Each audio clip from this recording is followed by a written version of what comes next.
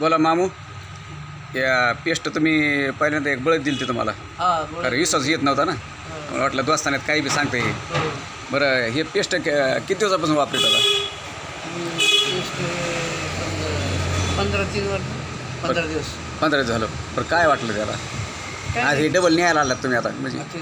लगेच फरक पडला. दात हालत होता माझा. हां दात हालत होता एक. हां डॉक्टरमध्ये दात पाडावं लागेल. हां म्हणून काय पाडायचं नाही, दुसरं काय द्या म्हणलं तुमच्याकडे टूप वाटली तर काय.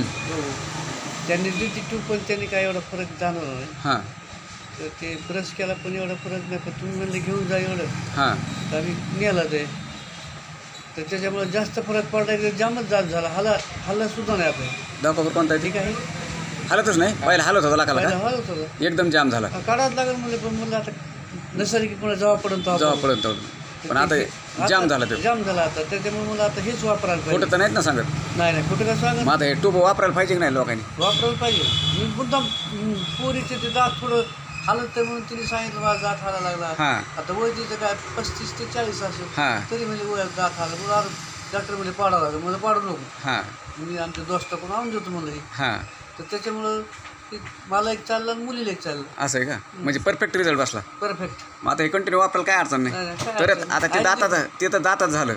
तोंडातलं येणं, तोंडाचा वास येणं, आपण म्हणतो ना काहीतरी धास्ती घेतले म्हणून जेरे येणं तोंडाला, परत नेहमी तोंड येणं, त्यासाठी भरपूर लोक वापराले.